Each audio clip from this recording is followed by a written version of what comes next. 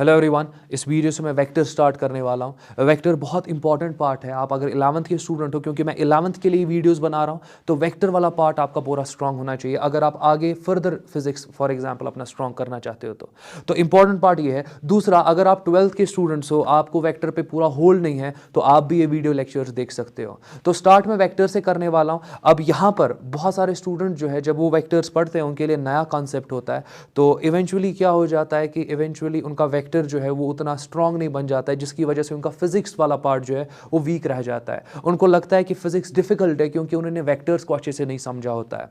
तो मैं सिंपल ये कहूंगा कि अगर आप वेक्टर पे होल्ड लाना चाहते हो, आपको सिर्फ पता क्या होना चाहिए, पूरे चैप्टर वेक्टर पर आपका बहुत अच्छे से होल्ड और कमांड आ जाएगा अगर आप पहले से ही दिमाग में ये रखो कि आपको वेक्टर्स में सिर्फ ये पता होना चाहिए कि वेक्टर का मैग्नीट्यूड क्या है। मतलब डिफरेंट वेक्टर क्वांटिटीज होंगी, उनके मैग्नीट्यूड के बारे में आपको नॉलेज होना चाहिए। और दूसरा इंपॉर्टेंट पॉइंट, आपके वेक्टर्स के बीच का जो एंगल होता है वो आपको पता होना चाहिए। अगर आपको ये दो चीजें पता है ना, आप कोई भी क्वेश्चन फिजिक्स में जो वेक्टर पे बेस्ड होगा वो आप कर सकते हो। तो इंपॉर्टेंट पार्ट क्या है, वेक्टर का मैग्नीट्यूड आपको बहुत अच्छे से पता होना चाहिए, दो वेक्टर्स के बीच का एंगल आपको अच्छे से पता होना चाहिए। तो स्टार्ट में यहीं से करूंगा। तो अगर मैं फिजिक्स की बात करूं, आपकी फिजिक्स में दो टाइप की क्वांटिटीज होती है। अगेन मैं यहां पर कोई ना कोई बेस ले रहा हूं ना क्लासिफिकेशन का, तो मैं वो आपको आगे जाके बताऊंगा। बट फिलहाल के लिए आपके फिजिक्स में दो टाइप की इंपॉर्टेंट क्वांटिटीज होती है। तो there are to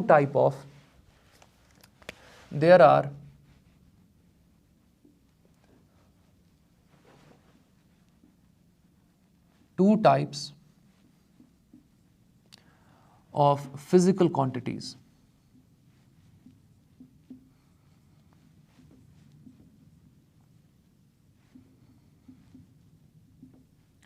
There are two types of physical quantities जो ना फिजिक्स में आप डिफाइन करते हो। अगेन कुछ ना कुछ बेस होगा ना इनका, वो आपको खुद समझ में आएगा कि मैंने ये क्लासिफिकेशन किस बेसिस पे दिया। तो आपके पास दो टाइप की फिजिकल क्वांटिटीज होती है फिजिक्स में। एक आपके पास होती है स्केलर क्वांटिटी,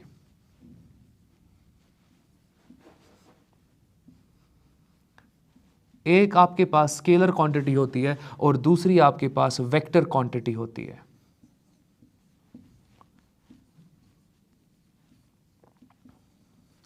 अब देख लो, स्केलर क्वांटिटीज आपके पास वो क्वांटिटीज होती है जिनका मैग्नीट्यूड आपको पता होना चाहिए। That completes the statement. कहने का मतलब यह है कि अगर आपके पास कोई क्वांटिटी है जिसका आपको मैग्नीट्यूड देकर होगा और उसके मैग्नीट्यूड के साथ ही आप डील करोगे। लेट अस सपोज कि मैं आपको बोल रहा हूं कि मेरे हाथ में यहां पे 3 मार्कर्स है, इन 3 मार्कर्स का मास मैं यहां पे बोल रहा हूं कि ये 200 ग्राम है। It completes the statement. कहने का मतलब मेरे पास कितने मार्कर्स है, 3 मार्कर्स है, और 3 मार्कर्स का जो मास है मैं बोल रहा हूं 200 ग्राम है। It completes the statement. अब अगर मैं ये बताऊंगा कि इन 3 मार्कर्स का मास है 200 ग्राम नीचे की डायरेक्शन में या डाउनवर्ड डायरेक्शन में, तो 200 ग्राम इन डाउनवर्ड डायरेक्शन, ये जो इन डाउनवर्ड डायरेक्शन है ना, ये स्टेटमेंट मीनिंगलेस है, इसका कोई मीनिंग है नहीं। अगर नहीं भी ये स्टेटमेंट आप अप्लाई करोगे चलेगा। कहने का मतलब ये है कि मैं यहां पर जब मास यहां पे इंट्रोड्यूस कर रहा हूं, मास में सिर्फ मुझे पता होना चाहिए कितना मास है इन मार्कर्स का। फिर वो मास के साथ आप डायरेक्शन एसोसिएट नहीं करते हो, तो मास एक ऐसी फिजिकल क्वांटिटी है जिसके साथ आप डायरेक्शन नहीं एसोसिएट करते हो, बट हां मास में आपको मैग्नीट्यूड पता है ना, दैट मींस ऐसी क्वांटिटीज को आप क्या बोलते हो, स्केलर क्वांटिटीज। तो स्केलर क्वांटिटीज वो क्वांटिटीज होता है जिनका मैग्नीट्यूड आपको पता होता है और मैग्नीट्यूड ही काफी होता है, उनके साथ आप डायरेक्शन एसोसिएट नहीं करते हो। दूसरी क्वांटिटीज आपके पास वेक्टर क्वांटिटीज होती है। अब वेक्टर क्वांटिटीज वो क्वांटिटीज होती है जिनके साथ आप डायरेक्शन भी एसोसिएट करते हो, और जिनका मैग्नीट्यूड भी होता है। तो ऐसी क्वांटिटीज जिनका मैग्नीट्यूड भी होगा, जिनके साथ आप डायरेक्शन भी एसोसिएट करोगे, ऐसी क्वांटिटीज को आप वेक्टर क्वांटिटीज बोलते हो। अभी तक सिंपल है, मैं बहुत बेस लेवल से जा रहा हूं तो इसलिए सिंपल जा रहा हूं। तो वेक्टर क्वांटिटीज वो क्वांटिटीज आपके पास होंगी जिनके पास क्या होगा, magnitude as well as direction. अब मैं कहता हूं यहां पे देख लो, लेट अस अज्यूम मैं आपको बोल रहा हूं कि मैं इस बोर्ड पे एक फोर्स लगा रहा हूं, तो मैं बोर्ड पे फोर्स लगा रहा हूं। तो अब जो मैं ये फोर्स लगा रहा हूं ना, यहां पर मैं सिंपली डायरेक्शन भी स्पेसिफाई कर सकता हूं। मैं फोर्स लगा रहा हूं exactly in the direction of wall, तो वॉल की डायरेक्शन में मैं फोर्स लगा रहा हूं। या लेट अस सपोज कि आपके पास, आराम से सुनते जाओ, आपके पास ये मार्कर है, तो अगर मैं इस मार्कर को ड्रॉप करूं ना, ये किस डायरेक्शन में जाएगा, नीचे वाली डायरेक्शन में जाएगा, और इसके पास एक्सेलरेशन होगी, that will be acceleration due to gravity, किस डायरेक्शन में, नीचे की डायरेक्शन में। वो एक्सेलरेशन ड्यू टू ग्रेविटी का वैल्यू कितना होता है, 9.8, दैट मींस इस पर एक्सेलरेशन ड्यू टू ग्रेविटी जो इसका होगा ना, that will be 9.8 metre per second square. किस डायरेक्शन में, डाउनवर्ड डायरेक्शन में। That means acceleration due to gravity is a scalar, is a vector quantity. क्यों है वो वेक्टर क्वांटिटी, क्योंकि एक्सेलरेशन के साथ आपने मैग्नीट्यूड 9.8 भी एसोसिएट करा, आपने साथ साथ में वहां पर डायरेक्शन भी एसोसिएट किया कि एक्सेलरेशन डाउनवर्ड डायरेक्शन में, तो ऐसी क्वांटिटी क्या आपकी बन जाएगी, वो आपकी वेक्टर क्वांटिटी बन जाएगी। तो अभी तक मुश्किल कुछ भी नहीं है। अब फर्दर बात करता हूं, वेक्टर क्वांटिटी में आपको यहां पर वेक्टर को स्टडी करना है, ये डिफरेंट यहां पे जाएगा। वेक्टर क्वांटिटी में आपको वेक्टर को स्टडी करना है, और वेक्टर आपका मैथमेटिकल कॉन्सेप्ट है। अब कोई पूछता है ना आपको डिफाइन अ वेक्टर, आप बोलते हो वेक्टर आपके पास सिंपली होता है जिसका मैग्नीट्यूड एंड डायरेक्शन होता है, गलत। वेक्टर जो आपके पास यहां पर है, it is a mathematical concept, और ये मैथमेटिकल कॉन्सेप्ट आप अंडरस्टैंड करते हो, इसको डेवलप करते हो, ताकि आप एग्जैक्टली क्या कर सको, ताकि आप इस कॉन्सेप्ट को अप्लाई कर सको उन क्वांटिटीज पे जिनका मैग्नीट्यूड और डायरेक्शन होता है। तो अगेन अगर मैं बोलूं कि वेक्टर क्या होता है, मैं यहां पे डेफिनेशन वाइज अगर बात करूं, vector is a mathematical concept.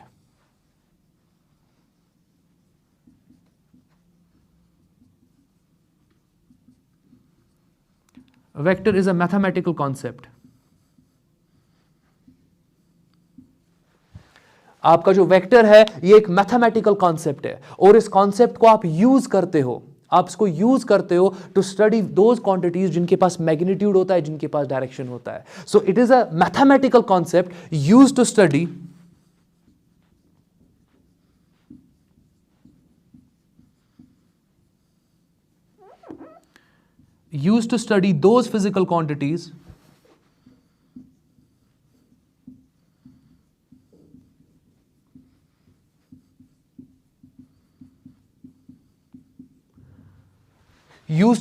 those physical quantities which have magnitude as well as direction।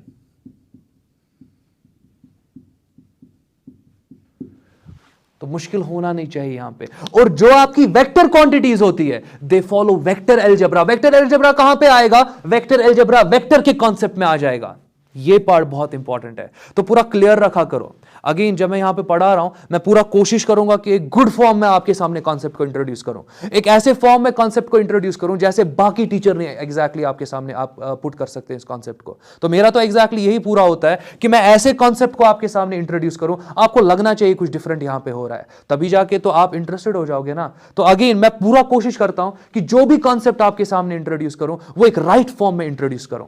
Even तो आप 11th में हो ना, मगर अगर अभी से आपका फॉर एग्जाम्पल हैबिट बन जाएगा कि आप करेक्ट फॉर्म में चीजों को पढ़ो, इवेंचुअली आप देखोगे कि आप एनसीईआरटी बुक भी अच्छे से पढ़ पाओगे। जब आप एनसीईआरटी बुक अच्छे से पढ़ोगे ना, तब जाके आप खुद से रियलाइज करोगे कि जो डिफरेंट एग्जामिनेशंस में आपको क्वेश्चंस पूछे जाते हैं ना, आप खुद रियलाइज करोगे, आप उनको बेटर अंडरस्टैंड करोगे। जब उनको बेटर अंडरस्टैंड करोगे ना, आपका स्पीड बढ़ जाएगा और आपके जो क्वालिफिकेशन के चांसेस है वो इवेंचुअली बढ़ जाएंगे। तो मेरा तो पूरा यही स्टाइल रहने वाला है। मैं जो भी कॉन्सेप्ट आपके सामने इंट्रोड्यूस करूंगा, कोशिश करूंगा कि एक राइट फॉर्म में और डिफरेंट फॉर्म में हो, जो अगेन इस फॉर्म में मैं इंट्रोड्यूस करने की कोशिश करूंगा जो कि आपके एनसीईआरटी बुक को समझने में मदद करेगा फिर आपको। तो फिलहाल के लिए चलो कंटिन्यू मैं करता हूं। वेक्टर क्वांटिटीज आपको समझ में आ गया जिनके पास मैग्नीट्यूड एंड डायरेक्शन हो। यह भी समझ में आया कि वेक्टर आपके पास एक मैथमेटिकल कॉन्सेप्ट है, मैथमेटिकल कॉन्सेप्ट है जिसको आप एग्जैक्टली यूज करते हो to study those physical quantities which have magnitude as well as direction. और जो आपके पास वेक्टर क्वांटिटीज होती है ना, they follow vector law of algebra. ये क्वांटिटीज फॉलो करती है वेक्टर लॉ ऑफ अलजेब्रा।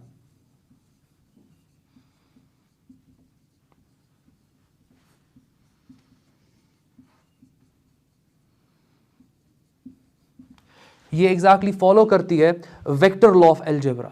तो मुश्किल होना नहीं चाहिए। और ये वेक्टर लॉ ऑफ अलजेब्रा कहां सीखोगे, वेक्टर्स के कॉन्सेप्ट में सीखोगे। और यही पूरा इस पूरी सीरीज का एग्जैक्टली यही फोकस रहने वाला है कि आप पूरा वेक्टर अलजेब्रा अच्छे से सीखो, आप मल्टीप्लिकेशन ऑफ वेक्टर अच्छे से सीखो, आप एडिशन ऑफ वेक्टर अच्छे से सीखो, आप सब्ट्रैक्शन ऑफ वेक्टर्स अच्छे से सीखो। डिवीजन की मैं बात नहीं करूंगा, division of vectors is not possible. तो फिलहाल के लिए ये आपका वेक्टर का कॉन्सेप्ट है। अब अगर मैं यहां पर फर्दर आगे जाऊं, एक वेक्टर को ज्योमेट्रिकली आप रिप्रेजेंट करते हो, कैसे रिप्रेजेंट करते हो, तो देख लो मैं किस तरीके से यहां पे कॉन्सेप्ट को डेवलप करता हूं। लेट अस एज्यूम मैं यहां पर एक लाइन लूंगा, लेट अस एज्यूम मैं एक लाइन यहां पे लूंगा, एक लाइन एल को मैं यहां ड्रॉ करता हूं, मैं और एक लाइन एल को ड्रॉ करता हूं। तो लेट अस एज्यूम ये लाइन L1 आपके पास है और ये लाइन L2 आपके पास है।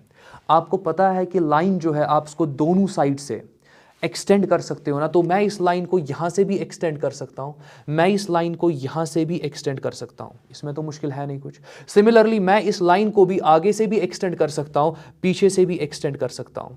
तो अभी तक बहुत सिंपल है ना। तो मैंने क्या किया, मैंने सिंपली यहां सपोज किया कि मैं लाइन L1 और L2 यहां पर ले रहा हूं। अब इन लाइंस के साथ आप एक डायरेक्शन एसोसिएट कर सकते हो। आप इस लाइन का डायरेक्शन कैसे इसको दिखा सकते हो, आप सिंपली यहां पर एक एरो ड्रॉ करो।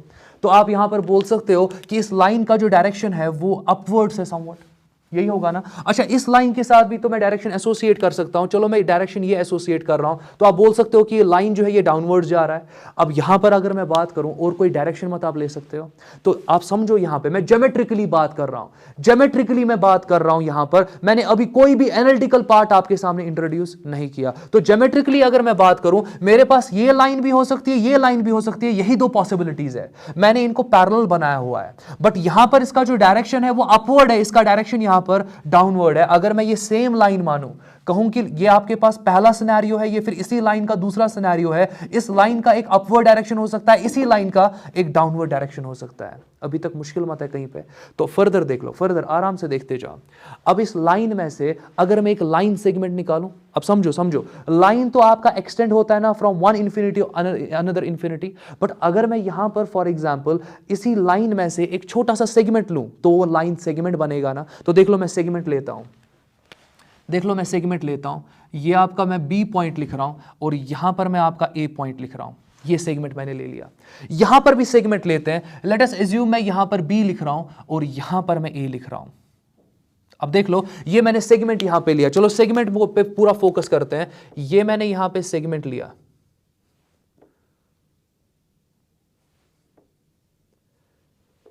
ये सेगमेंट मैं ले रहा हूं, आपको दिख रहा होगा मैंने बनाया यहां पे ब्लैक लाइन से। यहां पर भी मैंने सेगमेंट लिया,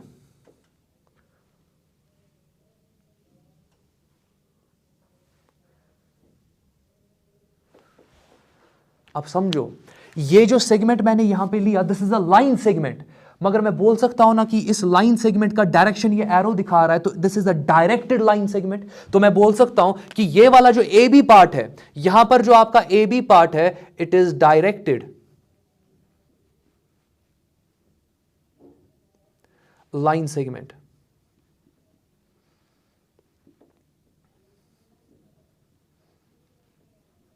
सिमिलरली यहां पर भी जो आपका ए बी है, अगेन ये तो लाइन सेगमेंट है, मगर ये लाइन सेगमेंट डायरेक्टेड है डाउनवर्ड्स। तो मैं बोल सकता हूं अगेन यहां पर जो आपका ए बी है, it is directed line segment.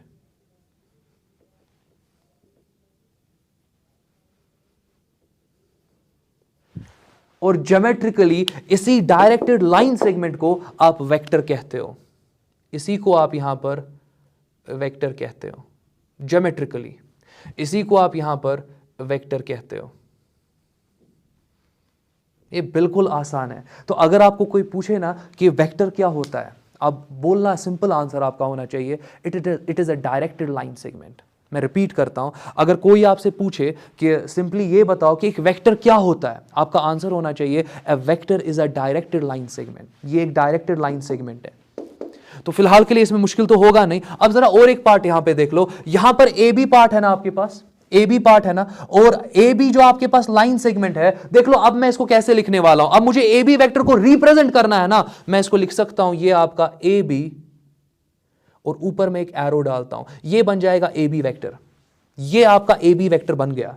मुश्किल मत है कहीं पे। अच्छा, ये जो ए बी वेक्टर है, आप देख लो इस लाइन सेगमेंट का कुछ ना कुछ क्या होगा, इसका कुछ ना कुछ मैग्नीट्यूड होगा ना, यहां से लेकर यहां तक कुछ ना कुछ लेंथ होगा ना, जिसको आप मेजर कर सकते हो, वो आपका मैग्नीट्यूड बन जाएगा आपके वेक्टर का। तो कहने का मतलब ये जो ए बी वेक्टर है ना, इसका मैग्नीट्यूड होगा जो लेंथ यहां पर ए बी होगी। तो ए बी का जो मेजरमेंट होगा that will represent the magnitude of vector, और मैग्नीट्यूड ऑफ वेक्टर को आप यहां पे मॉड ए बी से रिप्रेजेंट करते हो। This represents the magnitude of vector. Magnitude of vector. बहुत आसान है, बहुत ज्यादा आसान है। अभी तो डायरेक्शन की बात नहीं की मैंने ये कहा कि ए बी वेक्टर आपके पास है, तो ये तो वेक्टर अब आपके पास है, और वेक्टर कुछ नहीं, ये डायरेक्टेड लाइन सेगमेंट होता है। दूसरा इंपॉर्टेंट पॉइंट मैंने ये कहा कि जो आपके पास ये ए बी वाला पार्ट है, मेजर कर सकते हो ना इसको, मुश्किल मत है। अगर आप इस पार्ट को मेजर कर सकते हो, वो मेजर्ड जो आपके पास मेजरमेंट आएगा जब आप इसको मेजर करोगे, वो एग्जैक्टली इस पूरे वेक्टर का क्या बन जाएगा, वो मैग्नीट्यूड बन जाएगा वेक्टर का। अब दूसरा पार्ट है डायरेक्शन, दूसरा पार्ट है ना डायरेक्शन। देखते जाओ मैं क्या करने वाला हूं, आराम से देखते जाओ। मैं यहां पर सिंपली एक कोऑर्डिनेट सिस्टम बनाने वाला हूं, मगर कोऑर्डिनेट सिस्टम का जो ओरिजिन होगा ना, वो आपकी लाइन पर ही लाई करना चाहिए। तो ठीक है, मैंने कोऑर्डिनेट सिस्टम बनाया, चलो और एक कोऑर्डिनेट सिस्टम तो बना सकते हैं ना, तो मैं यहां पर भी कोऑर्डिनेट सिस्टम बना सकता हूं। अगेन इसका जो यहां पर ओरिजिन होगा कोऑर्डिनेट सिस्टम का, वो लाइन पर ही लाई करना चाहिए। फर्दर अगर मैं बात करूं, मैं तो यहां पर भी बना सकता हूं, मगर जो ओरिजिन है आपके कोऑर्डिनेट सिस्टम का, वो कहां पे लाई करना चाहिए, वो लाइन पे लाई करना चाहिए।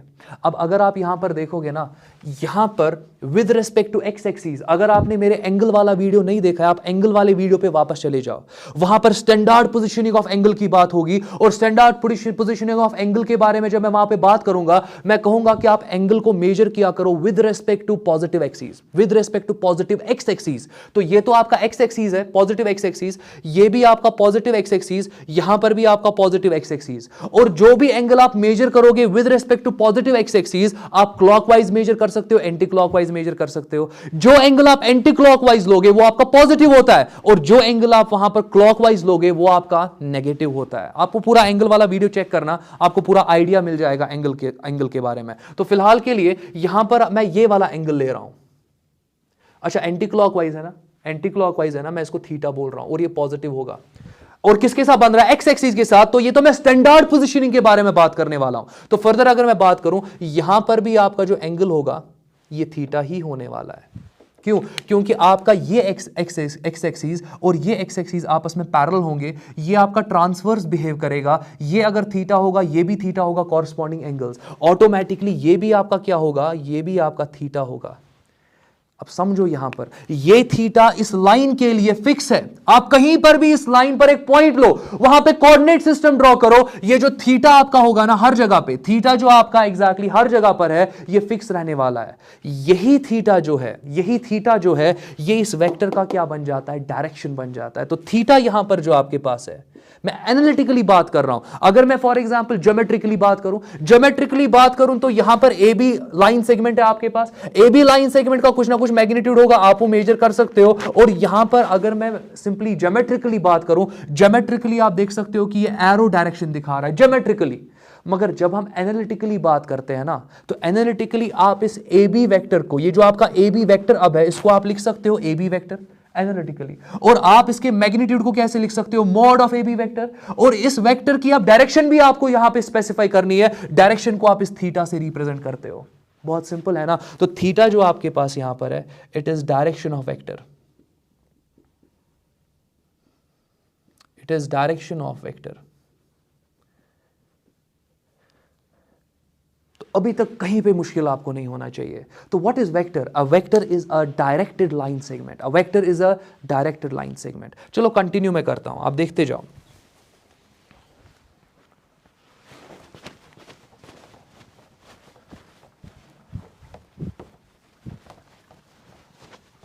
अब देख लो, अगर मैं कैरेक्टरिस्टिक ऑफ वेक्टर यहीं पे आप डिफाइन करूं, तो कैरेक्टरिस्टिक्स ऑफ वेक्टर देखते हैं।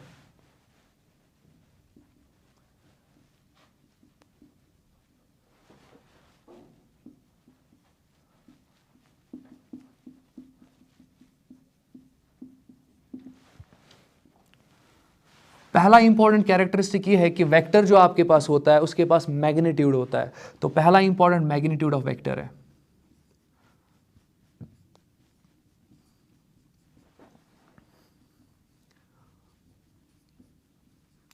पहला इंपॉर्टेंट कैरेक्टरिस्टिक क्या है एक वेक्टर का, कि एक वेक्टर के पास मैग्नीट्यूड होता है। मेजर कर सकते हो ना। और ये मैग्नीट्यूड आप कैसे रिप्रेजेंट करते हो, आप ये रिप्रेजेंट करते हो mod of A B vector. अभी वेट करो, यहां पर जो मैंने ए बी वाला पार्ट लिया ना, मैं इस ए बी पूरे ए बी वेक्टर को, क्योंकि ये तो डायरेक्टेड लाइन सेगमेंट बन जाएगा आपका ए बी, और डायरेक्टेड लाइन सेगमेंट ही आपका क्या होता है, वेक्टर होता है। सो जो आपके पास यहां ए बी वाला पार्ट है ना, मैं ए बी वाले पार्ट को यहां पर एक्स वेक्टर भी बोल सकता हूं। रिप्रेजेंटेशन आप यूजुअली कैपिटल लेटर से एक वेक्टर को रिप्रेजेंट करते हो। तो या मैं यहां पर ए बी वेक्टर लिखूंगा वो भी चलेगा, या तो मैं यहां पर लिख सकता हूं और एक्स वेक्टर मॉड। और आपके पास वेक्टर क्या है यहां पे, वेक्टर तो यहां पर आपके पास ए बी वेक्टर था, या मैं बोल सकता हूं कि मेरे पास एक्स वेक्टर है। किसी भी अल्फाबेट से आप रिप्रेजेंट करते हो एक वेक्टर को, मगर यूजुअली आप क्या यूज करते हो, आप कैपिटल लेटर या अपर केस लेटर्स यूज करते हो। तो ये चीज आप वहां पर टेक केयर करना उसका। तो फिलहाल के लिए अगर मैं बात करूं तो एक वेक्टर के पास मैग्नीट्यूड होता है। तो अगर ए बी वेक्टर है आपके पास या कोई एक्स वेक्टर आपके पास है, मतलब मैंने इस वाले पार्ट को एक्स वेक्टर की तरह भी डिनोट कर सकता हूं, या मैं इस वाले पार्ट को यहां पर ए बी वेक्टर के फॉर्म में भी डिनोट कर सकता हूं। तो मुश्किल नहीं होना चाहिए। तो यहां पर आपके पास जो मैग्नीट्यूड होगा, आप उसको simply A B vector mod के फॉर्म में लिख सकते हो या एक्स वेक्टर के मॉड के फॉर्म में लिख सकते हो, मुश्किल मत है। दूसरा important point, direction of vector.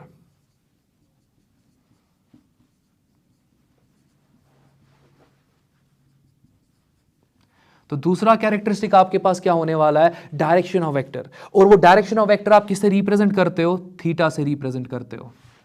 और अगर ज्योमेट्रिकली बात करूं, डायरेक्शन को कैसे रिप्रेजेंट करते हो, एरो हेड से रिप्रेजेंट करते हो। तो मैं इसको लिखता हूं यहां पे और एरो हेड, मगर एरो हेड क्या होगा, ज्योमेट्रिकली। तो ये भी ए बी वेक्टर ज्योमेट्रिकली है, मगर ये जो एक्स वेक्टर मैंने लिखा अब ये ज्योमेट्रिकली नहीं है, आप ऐसे भी मान सकते हो। और यहां पर फर्दर अगर मैं बात करूं डायरेक्शन ऑफ वेक्टर थीटा, ये तो एनालिटिकली बन जाएगा, फिर मैथमेटिकली बन जाएगा, मगर आप यहां पर एरो हेड से भी तो डायरेक्शन दे सकते हो ना, वो ज्योमेट्रिकली की बात हो रही है, तो एरो हेड से भी रिप्रेजेंट कर सकते हो। तो अभी तक कहीं पे डाउट नहीं होना चाहिए। तीसरा इंपॉर्टेंट कैरेक्टरिस्टिक जो आपके वेक्टर का होता है, दैट इज सपोर्ट। अब सपोर्ट का मतलब क्या है कि अगर मैं यहां पर एक वेक्टर अब ड्रॉ करूं, देख लो अगर मैं एक वेक्टर यहां पे ड्रॉ करूं, आपको पता है कि ये वेक्टर है, कैसे, क्योंकि ये आपके पास एक लाइन सेगमेंट है, क्योंकि मैंने इसको आगे मत प्रोड्यूस किया, तो ये आपके पास एक लाइन सेगमेंट है और इस लाइन सेगमेंट के पास एक एरो भी है। This is a directed line segment and this directed line segment it represents a vector. तो यहां पर आप देख सकते हो कि इस लाइन सेगमेंट का आप मेजरमेंट ले सकते हो और आप यहां डायरेक्शन भी ले सकते हो। अगर मैं डायरेक्शन की बात करूं, आप यहां पर एक कोऑर्डिनेट सिस्टम ड्रॉ कर दो, तो एंगल कितना बन रहा है इस वेक्टर का with respect to coordinate system, 0।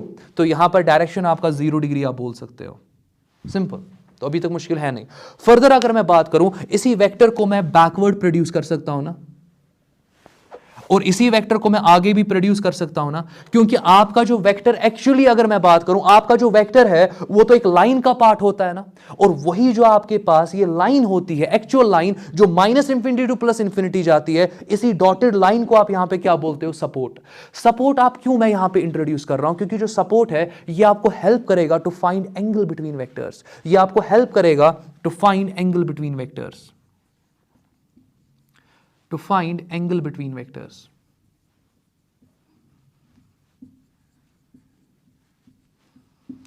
तो अब अगर मैं बात करूं, तो अब जब भी आप वेक्टर को ड्रॉ करोगे, तो लेट अस एज्यूम मैं यहां पर एक वेक्टर ड्रॉ कर रहा हूं, तो मैंने वेक्टर एक ड्रॉ किया, आप इस वेक्टर के साथ साथ मैग्नीट्यूड भी आप एसोसिएट कर सकते हो, एक डायरेक्शन भी एसोसिएट कर सकते हो, और साथ साथ में एक सपोर्ट भी एसोसिएट कर सकते हो। ये मैं कहना यहां पे चाहता हूं।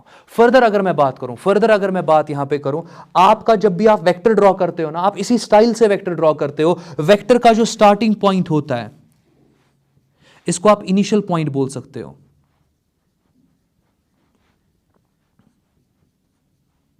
या आप इसको टेल ऑफ वेक्टर भी बोलते हो।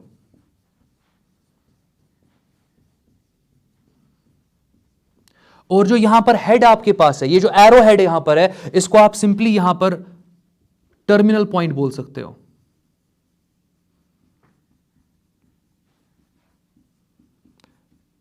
टर्मिनल पॉइंट बोल सकते हो, या सिंपली आप इसको बोल सकते हो हेड ऑफ वेक्टर।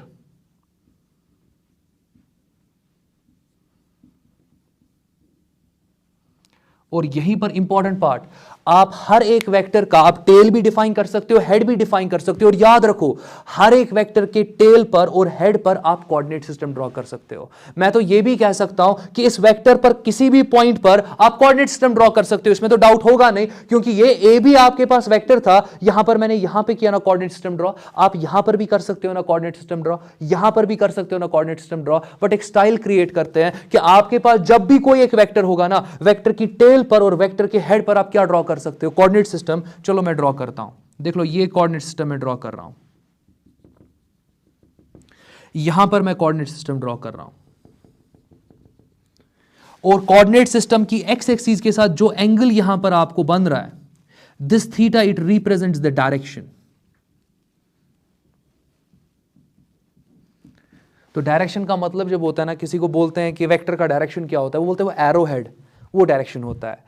नहीं, हम एनालिटिकली आपसे पूछ रहे हैं कि वेक्टर का डायरेक्शन क्या है, तो आपको बोलना है कि वेक्टर की टेल पर या हेड पर आप क्या बना सकते हो, कोऑर्डिनेट सिस्टम। बनाया, कोऑर्डिनेट सिस्टम की एक्स एक्सिस के साथ कितना एंगल बना रहा है आपका vector, that represents the direction of the vector. और आगे जाके मैं नॉर्थ, ईस्ट, वेस्ट, साउथ को यूज करूंगा और दिखाऊंगा आपको कि फिजिक्स में कैसे आप इस एंगल की मदद से डायरेक्शन को रिप्रेजेंट कर सकते हो। तो थीटा इज द डायरेक्शन। तो एरो हेड जब आप बात कर रहे हो, दैट इज ज्योमेट्रिकली, बट जब कोई पूछ रहा है ना आपको कि डायरेक्शन ऑफ वेक्टर, तो आप हमेशा थीटा को इंट्रोड्यूस किया करो। तो अभी तक कहीं पे डाउट आपको नहीं होगा। अब जब मैंने वेक्टर इतना डिफाइन किया, तो एक बार और सुन लो, समराइज थोड़ा सा करता हूं। एक वेक्टर जो आपके पास होता है, उसके पास मैग्नीट्यूड होता है, उसके पास डायरेक्शन होता है, वेक्टर का सपोर्ट आप ड्रॉ कर सकते हो। सपोर्ट का मतलब यहां पर, इसको क्यों मैं लेने वाला हूं, यहां पर मैंने क्यों एक्सप्लेन किया, ताकि मैं आगे जाके आपको एंगल बिटवीन द वेक्टर्स का कॉन्सेप्ट अच्छे से समझा सकूं। तो अभी तक मुश्किल होगा नहीं। फर्दर अगर मैं बात करूं, ज्योमेट्रिकली आप वेक्टर को रिप्रेजेंट करते हो as a directed line segment, और डायरेक्टेड लाइन सेगमेंट का मैग्नीट्यूड भी होता है, डायरेक्शन भी होता है, तो वो पार्ट आप यहां पर देख सकते हो। तो अभी तक कहीं पे भी डाउट आपको नहीं होना चाहिए। मैं फर्दर अब आगे थोड़ा थोड़ा जाता हूं, आप आराम से देखते जाओ।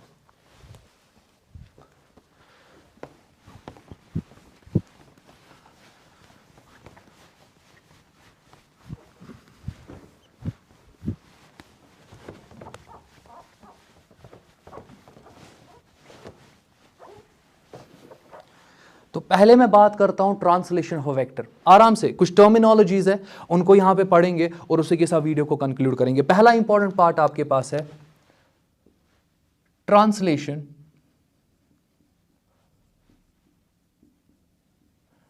Of a vector.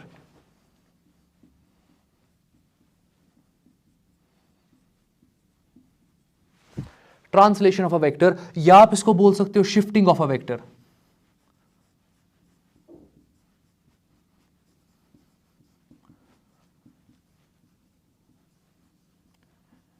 Let us suppose मैं यहां पर एक वेक्टर ड्रॉ कर रहा हूं। अब तो समझ में आ रहा होगा ना कि मैं एक लाइन सेगमेंट ले रहा हूं, इस लाइन सेगमेंट का एग्जैक्टली कुछ ना कुछ डायरेक्शन है यहां पे। This is a directed line segment, and directed line segment is a vector. तो समझ में आ रहा होगा। अब समझो यहां पे अगर मैं बात करूं, तो मैं एग्जैक्टली इसका बोल सकता हूं ये टेल है, मैं बोल सकता हूं ये यहां पर हेड है इस वेक्टर का। तो आप टेल पर और हेड पे क्या ड्रॉ कर सकते हो, कोऑर्डिनेट सिस्टम। चलो टेल पे कोऑर्डिनेट सिस्टम ड्रॉ करते हैं,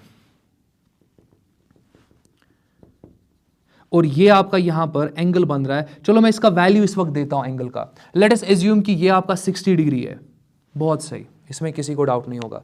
फर्दर अगर मैं बात करूं, आपको पता है कि यहां से लेकर यहां तक पूरा वेक्टर है आपका, आपको पता है ये आपका टेल है, ये आपका हेड है। टेल और हेड के बीच का यहां पे कुछ ना कुछ सेपरेशन बन रहा है, आप मेजर कर सकते हो ना इसको। और एग्जैक्टली जो आप इसको मेजर करोगे इस वाले पार्ट को, वही मेजरमेंट इस वेक्टर का क्या बन जाएगा, magnitude.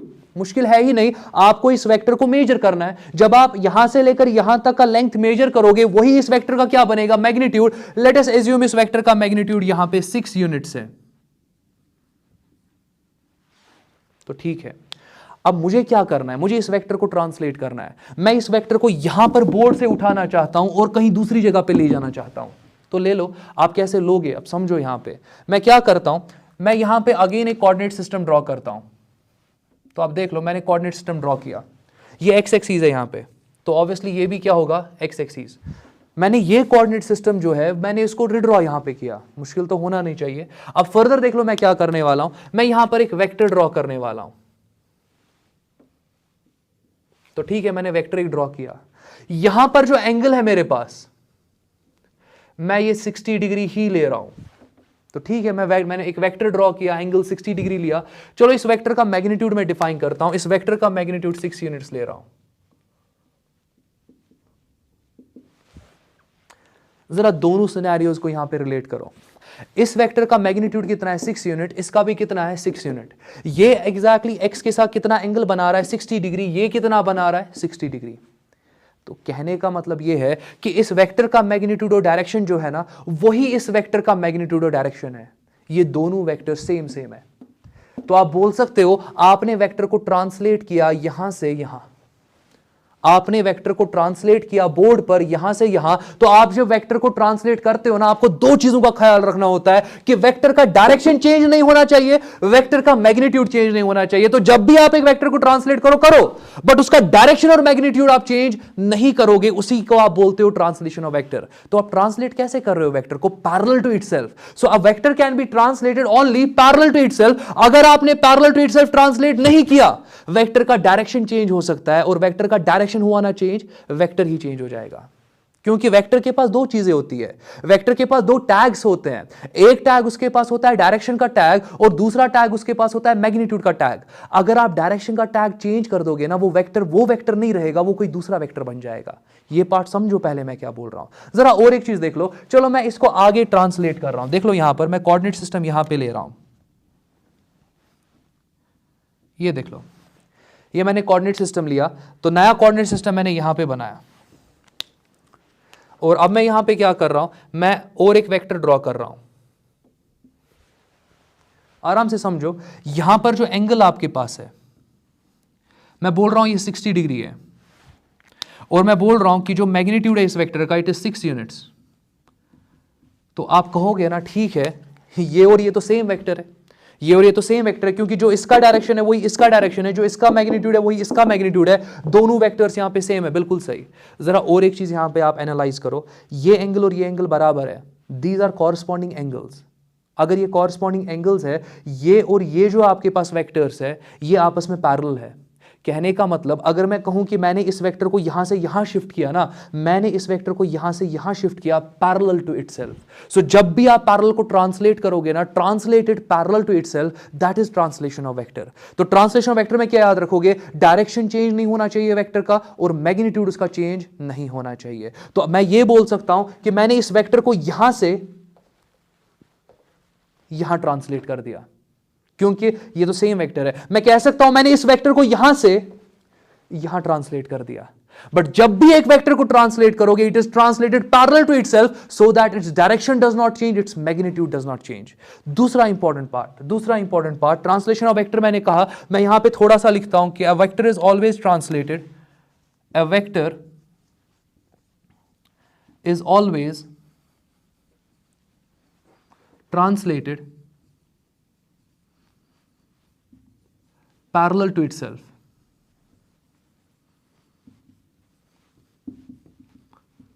It is always translated parallel to itself. तो मुश्किल नहीं होना चाहिए। दूसरा इंपॉर्टेंट प्रोसेस आपके पास होता है रोटेशन ऑफ वेक्टर।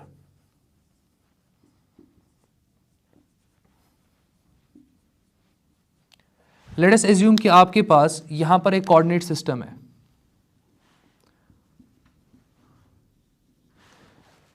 और मैं क्या कर रहा हूं, मैं कोऑर्डिनेट सिस्टम में यहां पर एक वेक्टर ले रहा हूं। तो इस वेक्टर का जो फॉर एग्जांपल मैग्नीट्यूड है, let us again assume it's 6 units. मैं 6u लिख रहा हूं, तो इट्स 6 यूनिट्स, और एंगल यहां पर जो बन रहा है दैट इज 30 डिग्री। अब समझो मैं क्या करने वाला हूं, आराम से समझो इसको। मैं इस वेक्टर की टेल को यहां पर फिक्स करने वाला हूं। तो टेल को यहां पर मैं क्या कर रहा हूं, मैं एग्जैक्टली इस वेक्टर की टेल को यहां पर फिक्स कर रहा हूं। तो ठीक है, मैंने फिक्स कर दिया। अब जब मैंने इस टेल को फिक्स किया ना, मैं इस वेक्टर को अब रोटेट कर सकता हूं। अब अगर रोटेट कर सकता हूं ना, मैं इसको रोटेट कर सकता हूं through an angle of 360 degree. So जब भी मैं लिखता हूं ना रोटेशन ऑफ अ वेक्टर, मैं लिखूंगा अ vector can B rotated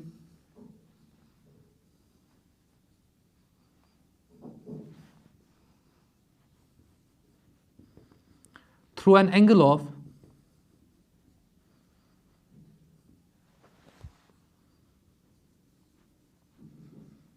360 degree. मगर आपको करना क्या होगा, आपको टेल को फिक्स करना होगा। अब आप कहोगे ठीक है टेल को क्यों फिक्स करें, हेड को फिक्स करें, कोई इश्यू नहीं है, आप हेड को फिक्स करो, रोटेट करो, मगर रोटेट कितना कर सकते हो, 360 डिग्री के अबाउट रोटेट कर सकते हो। एक रोटेशन की बात कर रहा हूं, आप 2 रोटेशंस दोगे, आप वेक्टर को रोटेट कर रहे हो 2 टाइम्स 360 डिग्री, 3 रोटेशंस दोगे 3 टाइम्स 360 डिग्री। तो वैसा कुछ आपके पास होता है। और एक इंपॉर्टेंट पार्ट, चलो इस वेक्टर को रोटेट करते हैं। अगेन इसका मैग्नीट्यूड 6u ही रहेगा, मगर मैंने इस वेक्टर को रोटेट कर दिया, मैंने इस वेक्टर को यहां पर रोटेट कर दिया, मैंने इस वेक्टर को क्या किया, यहां पे मैंने इस वेक्टर को यहां पर रोटेट कर दिया। तो अभी तक मुश्किल तो होगा नहीं कहीं पे। अब आप देख लो, नया जो आपके पास वेक्टर है ना, यहां पर नया वेक्टर आपकी एक्स एक्सिस के साथ जो एंगल बना रहा है, let us assume this is 60 degree. अगर मैं ब्लैक कलर की वेक्टर की बात करूं, ब्लैक कलर के वेक्टर का मैग्नीट्यूड क्या था, 6u, इसका डायरेक्शन क्या था यहां पे 30 डिग्री, मगर with respect to x axis. बहुत सही, इसमें कुछ डाउट है नहीं। बट अगर मैं यहां पे रेड कलर के वेक्टर की बात करूं, रेड कलर के वेक्टर का मैग्नीट्यूड कितना है, रेड कलर के वेक्टर का मैग्नीट्यूड अगेन आपके पास 6u है, मगर इसका direction 60 degree with respect to x axis, 60 degree with respect to x axis. तो मतलब क्या होगा यहां पर मतलब यह होगा कि ये वेक्टर और ये वेक्टर सेम नहीं है, ये वेक्टर और ये वेक्टर आपका सेम नहीं है, क्योंकि इस वेक्टर की अगर मैं टैग की बात करूं, इसका मैग्नीट्यूड है 6 और इसका डायरेक्शन है 30 विद रिस्पेक्ट टू एक्स, मगर इस वेक्टर के अगर मैं टैग की बात करूं, मैग्नीट्यूड तो सेम है मगर डायरेक्शन चेंज हो गया ना, ये दोनों वेक्टर सेम नहीं है, ये डिफरेंट वेक्टर है, ये डिफरेंट वेक्टर है। तो दो वेक्टर्स आप कब बोल सकते हो दो वेक्टर सेम है, जब दोनों का मैग्नीट्यूड सेम, दोनों का डायरेक्शन सेम। तो अगर मैग्नीट्यूड सेम रह रहा है मगर डायरेक्शन तो चेंज हो रहा है ना, ये दोनों वेक्टर्स आपके सेम यहां पर नहीं है। मैं बोल सकता हूं ना कि ट्रांसलेशन में वेक्टर की आइडेंटिटी जो है, ट्रांसलेशन में वेक्टर की आइडेंटिटी जो है वो कंजर्व रहती है, बट रोटेशन में आपका वेक्टर जो है वो अपनी आइडेंटिटी को लूज कर देता है। ये पार्ट बहुत इंपॉर्टेंट है। आइडेंटिटी लूज करने का मतलब मैं बोल सकता हूं कि वो वेक्टर आप नहीं बोल सकते, आप ये नहीं बोल सकते हो कि ये दोनों वेक्टर सेम है, जबकि ट्रांसलेशन में मैं ये वाला वेक्टर, यहां पर दूसरा वेक्टर था, वहां पर तीसरा वेक्टर था, मैं बोल रहा था ये सेम वेक्टर्स है। तो ऐसा कुछ मैं वहां पर बोल रहा था। कंटिन्यू मैं कंटिन्यू करता हूं। फिलहाल के लिए यहां पर रोटेशन आ गया, यहां पर ट्रांसलेशन आपके पास आ गया, तो फिलहाल में इसमें कहीं पे डाउट नहीं होगा। तीसरा इंपॉर्टेंट पार्ट यहां पर एंगल बिटवीन वेक्टर्स होता है। दो वेक्टर्स है, उनके बीच के एंगल की बात करनी होती है। तो अब मैंने एक वेक्टर अभी तक लिया, मैंने एक वेक्टर लिया, उसको ट्रांसलेट किया, एक वेक्टर लिया, मैंने उसको रोटेट किया, अब मैं दो वेक्टर्स की बात करने वाला हूं। सबसे इंपॉर्टेंट पार्ट इस वीडियो का, that is angle between vectors. Angle between vectors.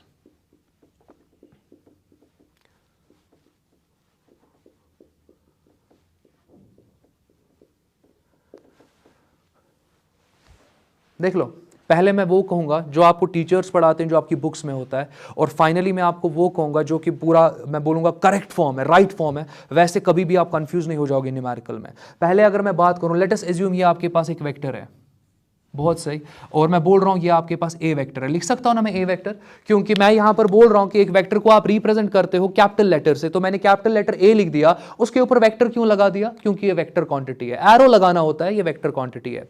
चलो दूसरा वेक्टर लेता हूं, दूसरा रेड कलर का वेक्टर लेता हूं। यहां पे ये आपका बी वेक्टर है, ठीक है, कोई इश्यू नहीं है। तो मैंने दो वेक्टर लिए, ए वेक्टर और बी वेक्टर। अब मुझे इन दो के एंगल के बीच की बात करनी है, तो आराम से देखते जाओ। देख लो मैं कैसे यहां पे एक्सप्लेन करने वाला हूं। आप सिंपली क्या करो, आप यहां पर ए वेक्टर की टेल पर कोऑर्डिनेट सिस्टम बनाओ। तो ठीक है, मैंने बना दिया, मुश्किल मत है कहीं पे। अच्छा, फर्दर आप बी वेक्टर की टेल पर भी क्या बना सकते हो, कोऑर्डिनेट सिस्टम बना दो। और लेट अस अज्यूम ये एंगल यहां पर आपके पास थीटा है, मुश्किल मत है कहीं पे। अब देख लो मैं क्या करने वाला हूं, ट्रांसलेशन पढ़ा ना, ट्रांसलेशन पढ़ा हमने, तो देख लो मैं क्या करने वाला हूं। मैं इस वेक्टर को ट्रांसलेट करना चाहता हूं यहां पे, इस कोऑर्डिनेट सिस्टम पे। मुश्किल है ही नहीं, यहां पर ये कोऑर्डिनेट सिस्टम दिख रहा है, यहां पर भी कोऑर्डिनेट सिस्टम दिख रहा है ना। इस कोऑर्डिनेट सिस्टम में आपका बी वेक्टर एक्स के साथ कितना एंगल बना रहा है, थीटा। तो आप यहां पर भी देख सकते हो कि यहां पर भी आपके पास कोऑर्डिनेट सिस्टम है, यहां पर भी आपके पास कोऑर्डिनेट सिस्टम है, और कोऑर्डिनेट सिस्टम का ये एक्स एक्सिस है। तो आप क्या करोगे, आप यहां पर बी वेक्टर बनाओगे, ये आपका बी वेक्टर मैंने बना दिया। अब मुझे कैसे पता कि ये बी वेक्टर है? क्योंकि मैं यहां पर इस कोऑर्डिनेट सिस्टम पर, क्योंकि मैंने इसको ट्रांसलेट किया इस कोऑर्डिनेट सिस्टम पर, इस कोऑर्डिनेट सिस्टम की एक्स एक्सिस के साथ जो मैं एंगल रखने वाला हूं वो सेम थीटा रखने वाला हूं। आपने किया क्या यहां पे? आपने किया क्या वो समझो। आपने सिंपली यहां पर इन दो वेक्टर्स को, ये बी वेक्टर और ये ए वेक्टर है, इनकी टेल को कोइंसाइड किया। और स्टाइल क्या था कोइंसाइड करने का? वो आपने देखा, आपने इस बी वेक्टर को ट्रांसलेट किया और इस बी वेक्टर की टेल को आपने ए वेक्टर की टेल के साथ कोइंसाइड किया। तो कोइंसाइड करने के बाद दो वेक्टर्स के बीच का जो छोटा वाला एंगल होता है ना, इसी छोटे, क्योंकि आपका तो थीटा बन रहा है, बाहर वाला एंगल भी तो होगा ना आपके पास। ये बाहर वाला एंगल जो आपके पास यहां पर होगा, this will be 360 minus theta. तो ये आपका लार्जर एंगल है, ये आपका स्मॉलर एंगल है। ये जो स्मॉलर एंगल आपके पास है, ये जो स्मॉलर एंगल आपके पास है दो वेक्टर्स के बीच में, जब आपके दो वेक्टर्स का टेल कोइंसाइड करता है, इस एंगल को आप बोलते हो angle between vectors. This theta represents angle between vectors.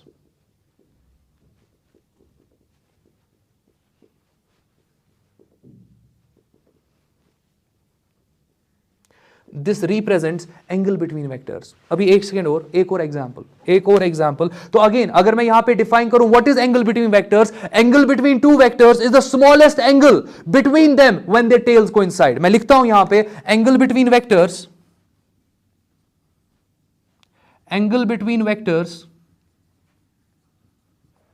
Is the smallest angle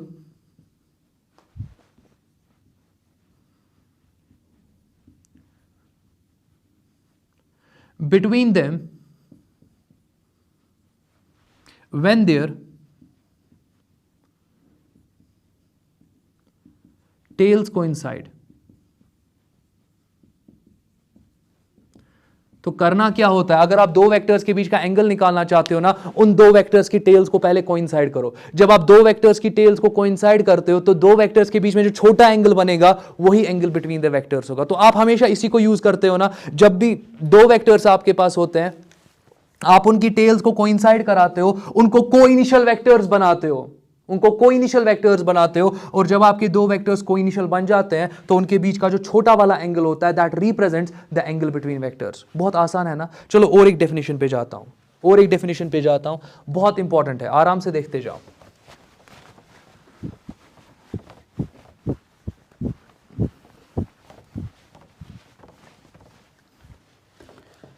again let us assume कि आपके पास यहां पर ये ए वेक्टर है, ठीक है, और दूसरा वेक्टर मैं यहां पर ये ले रहा हूं, ये आपका बी वेक्टर है। मुश्किल अभी होना नहीं चाहिए। अगेन आप क्या कर सकते हो, आप यहां पर ए वेक्टर की टेल पर एक कोऑर्डिनेट सिस्टम ड्रॉ कर सकते हो। ड्रॉ कर लो। यहां एंगल कुछ ना कुछ बन रहा है ना, लेट दिस बी अल्फा, ठीक है ना। अब देख लो फर्दर, यहां पर भी आप एक कोऑर्डिनेट सिस्टम ड्रॉ कर सकते हो, ठीक है। और लेट अस एज्यूम यहां पर जो बी वेक्टर के साथ एंगल बना रहा है, या बी वेक्टर आपके इस एक्स एक्सिस के साथ जो एंगल बना रहा है, let us assume this is theta. मुश्किल मत है कहीं पे। अब आपको क्या करना है, उस डेफिनेशन के हिसाब से या तो बी को ट्रांसलेट करो ए के पास, या ए को ट्रांसलेट करो बी के पास, सच दैट कि इनका टेल क्या करना चाहिए, कोइंसाइड। अच्छा, यहां पर दिख रहा है ना आपको एक कोऑर्डिनेट सिस्टम, यहां पर भी दिख रहा है ना एक कोऑर्डिनेट सिस्टम। इस कोऑर्डिनेट सिस्टम में ए वेक्टर को अपनी जगह रख दिया अपनी जगह पे। दूसरे कोऑर्डिनेट सिस्टम में आपका बी वेक्टर है ना पहले क्वाड्रेंट में, और कितना एंगल बना रहा है, थीटा। यहां पर है ना पहला क्वाड्रेंट, यही है ना पहला क्वाड्रेंट। आप इस पहले क्वाड्रेंट में बी वेक्टर बना सकते हो, और आप जो बी वेक्टर यहां पर बना रहे हो किस एंगल पर बना रहे हो, थीटा एंगल पर। अब जरा समझो, आपके दो वेक्टर्स है यहां पे, है कि नहीं है। इन दोनों वेक्टर्स का टेल कोइंसाइड कर रहा है और इनके बीच का छोटा एंगल अल्फा प्लस थीटा है। This is angle between the vectors. मुश्किल मत है कहीं पे, बट आप इस एंगल को और एक तरीके से निकाल सकते हो। देख लो कैसे। इस वेक्टर का अपना सपोर्ट होता है ना, तो आप वेक्टर का सपोर्ट ड्रॉ करो। देख लो, आप वेक्टर का सपोर्ट ड्रॉ करो। आप वेक्टर का सपोर्ट ड्रॉ करो। मैं अब देख लो आराम से, मैंने वेक्टर का सपोर्ट यहां पे ड्रॉ किया, ये वेक्टर का सपोर्ट मैंने ड्रॉ किया। अच्छा, ये मैंने किस वेक्टर का सपोर्ट ड्रॉ किया, बी वेक्टर का। ए वेक्टर का सपोर्ट भी ड्रॉ कर सकते हो ना, कर लो ए वेक्टर का सपोर्ट ड्रॉ।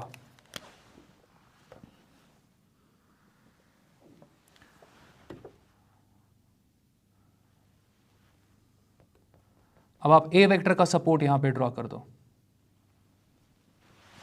यहां पर आपका इंटरसेक्शन हो रहा है ना दो सपोर्ट्स का, यहां पर जहां पर आपके सपोर्ट्स का इंटरसेक्शन होता है, ये एंगल जो आपके पास यहां पर बन जाता है, this is angle between the vector, this will be theta plus alpha.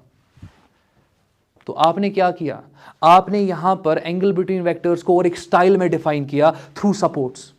ये सपोर्ट जो है आपके पास, आप बोल सकते हो कि इस सपोर्ट के अलोंग, ये जो सपोर्ट आपका है, ये सपोर्ट बन रहा है ना अलोंग दिस डायरेक्शन, ये सपोर्ट बन रहा है ना अलोंग दिस डायरेक्शन, मैं बोल सकता हूं ना angle between vectors is angle between their directions at point of convergence और डाइवर्जेंस। अब देख लो यहां पर अगर मैं बात करूं, आपका यहां पर सपोर्ट कन्वर्ज कुछ हो रहा है और यही सपोर्ट फिर आगे जाके क्या हो रहा है, डाइवर्ज हो रहा है, तो this is point of convergence और डाइवर्जेंस। कन्वर्जेंस की बात करोगे तो ऐसे कन्वर्जेंस की बात होगी, अगर डाइवर्जेंस की बात करोगे तो इसी पॉइंट पे कन्वर्जेंस भी हो रहा है, डाइवर्जेंस भी हो रहा है, आप बोल सकते हो एंगल बिटवीन वेक्टर्स।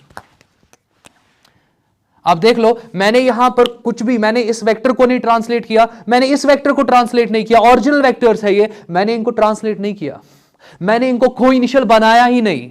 तो ये जो डेफिनेशन आप बोलते हो ना, इसको अप्लाई मत करना पड़ा, मैंने कोई इनिशियल मत बनाया वेक्टर्स को, मैंने बस क्या किया, मैंने सपोर्ट्स को ड्रॉ किया। जब आप सपोर्ट्स को ड्रॉ करते हो, सपोर्ट्स जहां पर इंटरसेक्ट करते हैं वहां पर आपको एक एंगल मिलता है, और ये एंगल आप देख सकते हो, this angle belongs to convergence और डाइवर्जेंस। यहां पर तो डाइवर्जेंस हो रहा है ना, तो डाइवर्जेंस में आपका जो एंगल यहां बन रहा है, और जो कन्वर्जेंस है, कन्वर्जेंस में भी आपका एंगल यही बनेगा ना, कन्वर्जेंस में भी आपका एंगल यही बनेगा ना, theta plus alpha, vertically opposite angles.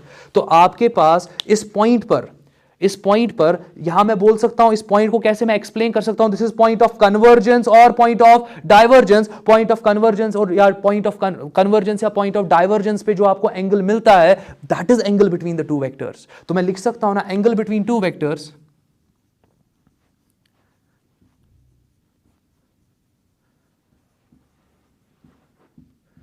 is angle between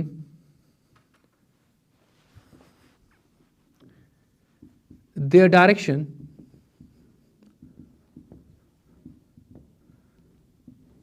at point of convergence और डाइवर्जेंस। देख लो कितना सिंपल मैंने बना दिया यहां पे। तो फर्क है यहां पे, आपको कुछ नहीं करना है। देख लो अब अगर फॉर एग्जांपल मैं दो वेक्टर्स ड्रॉ कर रहा हूं, एक वेक्टर मैं यहां से ले रहा हूं, let us suppose this is a vector, तो ठीक है, और बी वेक्टर मैं यहां पे ले रहा हूं, समझो मैं क्या कर रहा हूं, बी वेक्टर मैं यहां पर ले रहा हूं। एक तरीका क्या है एंगल निकालने का, आप इनको कोई इनिशियल बनाओ, कोई इनिशियल आएगा ना बनाना, यहां कोऑर्डिनेट सिस्टम ड्रॉ करो, यहां कोऑर्डिनेट सिस्टम ड्रॉ करो, दो में से किसी एक वेक्टर को ट्रांसलेट करो, इस तरीके से ट्रांसलेट करो कि फाइनली इन दोनों वेक्टर्स का टेल क्या करना चाहिए, कोइंसाइड। वेक्टर्स का टेल जब कोइंसाइड करेगा तो आप देखोगे कि स्मॉलेस्ट एंगल बिटवीन वेक्टर्स आपका क्या बन जाएगा, स्मॉलेस्ट एंगल बिटवीन वेक्टर्स जो आपके पास होगा, that is angle between the vectors. दूसरा तरीका क्या है, दूसरा तरीका आपके पास ये है कि आप यहां पर इस वेक्टर का सपोर्ट इंट्रोड्यूस करो और आप यहां पर इस वेक्टर का सपोर्ट इंट्रोड्यूस करो। इंटरसेक्शन यहां पे हो रहा है ना, तो ये एंगल जो आपके पास है, let it be theta, this theta is angle between the two vectors. क्या मैंने टेल्स को कोइंसाइड किया, मैंने टेल्स को कोइंसाइड नहीं किया। तो ये बहुत इंपॉर्टेंट पार्ट था इस वीडियो में। मैंने यहां पर ट्रांसलेशन की बात की, मैंने रोटेशन की बात की, और फाइनली मैंने यहां पर angle between the two vectors की बात की। अब तो आज तो पहला वीडियो है, तो अगेन मैं एक्सपेक्ट करूंगा कि बहुत सारे स्टूडेंट जो ये देख रहे हैं उन्होंने एंड तक देखा होगा, तो एग्जैक्टली उनको फ़ायदा मिला होगा, नया कुछ सीखा होगा उन्होंने। और वीडियो को कंक्लूड करने से पहले, जो कि हमारे नए वीडियोस आगे जितने भी मैं वीडियोस अपलोड करने वाला हूं, तो हर किसी वीडियो में मैं कुछ ना कुछ आपको डिफरेंट टाइप्स ऑफ वेक्टर्स आपके सामने इंट्रोड्यूस करते जाऊंगा। ऐसा नहीं है कि मैं एक ही दिन आपको for example types of vector बताऊंगा फिर एक ही दिन पढ़ा दूंगा, नहीं, ऐसा कुछ नहीं होने वाला है। हाँ, अभी के लिए मैं यहां पर सारे टाइप ऑफ वेक्टर्स बोलने वाला हूं, जितने मुझे पता है मैं तो सारे यहां पर लिखने वाला हूं, जितने भी टाइप्स ऑफ वेक्टर आपके पास है। But in types of vector को हम आगे जाकर अलग अलग वीडियोस में एक्सप्लेन करने वाले हैं, तो आप हर एक वीडियो को फॉलो करते जाओ, आपको इन सारे टाइप्स ऑफ वेक्टर्स का आइडिया मिल जाएगा। तो वीडियो कंक्लूड करने से पहले मैं टाइप्स ऑफ वेक्टर की बात करता हूं। मैं टाइप्स ऑफ वेक्टर की बात टाइप्स ऑफ वेक्टर लिखने वाला हूं, आप देखते जाओ। पेन को नीचे रखोगे, आप पेन को नीचे रखो और आप टाइप्स ऑफ वेक्टर यहां पे देख लो कितने टाइप्स ऑफ वेक्टर आपके पास है। तो चलो मैं टाइप्स ऑफ वेक्टर लिख रहा हूं।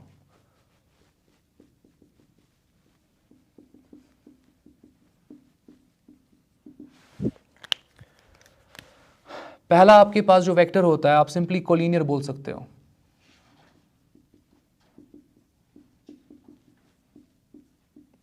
दूसरा आपके पास इक्वल वेक्टर।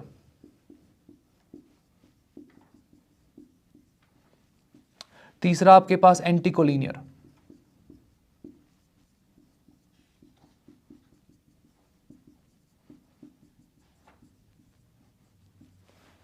चौथा आपके पास आ जाएगा नेगेटिव ऑफ वेक्टर।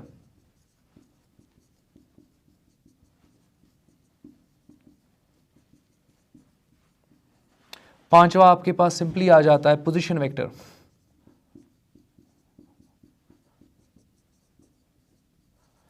सिक्स्थ आपके पास होता है डिस्प्लेसमेंट वेक्टर।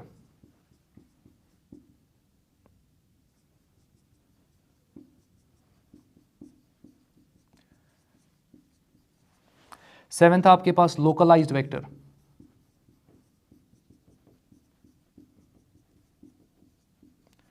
एट्थ आपके पास नॉन लोकलाइज्ड वेक्टर।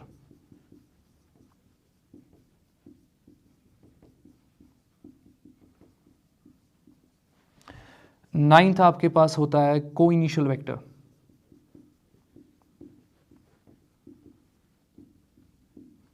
टेंथ आपके पास होता है को टर्मिनल वेक्टर, इसको आप को टर्माइनस भी बोल सकते हो।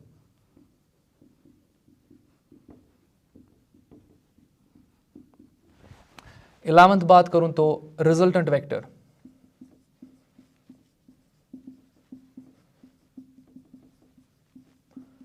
ट्वेल्थ आपके पास equilibrant vector, brunt vector, BRANT। 13th अगर मैं यहां पे बात करूं तो स्क्यू वेक्टर। 14th अगर मैं यहां पे बताऊं तो कोप्लेनर वेक्टर।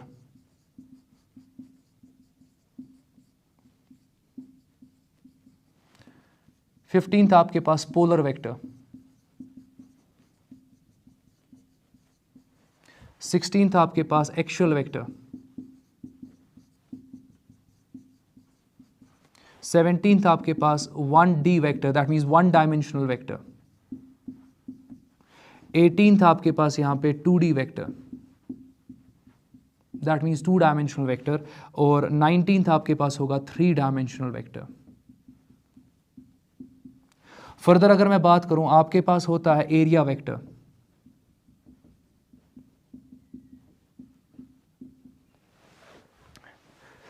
ट्वेंटी फर्स्ट अगर मैं बात करूं तो एरिया वेक्टर के बाद आपके पास आ जाता है फील्ड वेक्टर।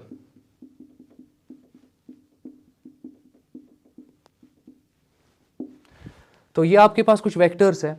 तो अगेन मैं पहले एक बार बोलता हूं, और भी एक दो वेक्टर्स है आपके पास कोलिनियर वेक्टर है, इक्वल वेक्टर है, anti collinear, negative, position, displacement, localise, non localise, coinitial, coterminal, resultant, equilibrant, skew vector, coplanar vector, polar vector, actual vector, 1 dimensional, 2 dimensional, 3 dimensional, area vector, field vector. आपके पास null vector होता है।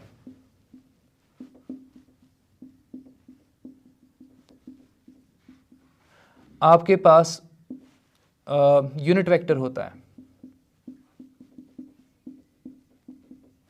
आपके पास resolved vector होता है।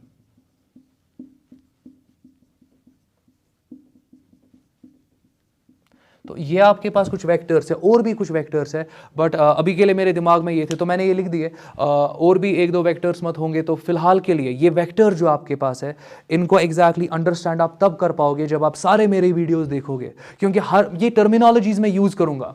मैं इन सब चीजों को समझाने वाला हूं जो कमिंग वीडियोस आपके पास होने वाले हैं। तो एक बार और आपके पास जो डिफरेंट टाइप्स ऑफ वेक्टर्स है, collinear vector, equal vector, anti collinear vector, negative of a vector, position vector, displacement vector, localise, non localise vector, coinitial, coterminal vector, resultant vector, equilibrant vector, skew vector, coplanar, polar, axial vector, 1 dimensional, 2 dimensional, 3 dimensional vector, area vector, field vector, null vector, unit vector, resolved vector. इन सबको हम exactly समझेंगे एक एक करके in coming videos. आज के लिए इतना काफी।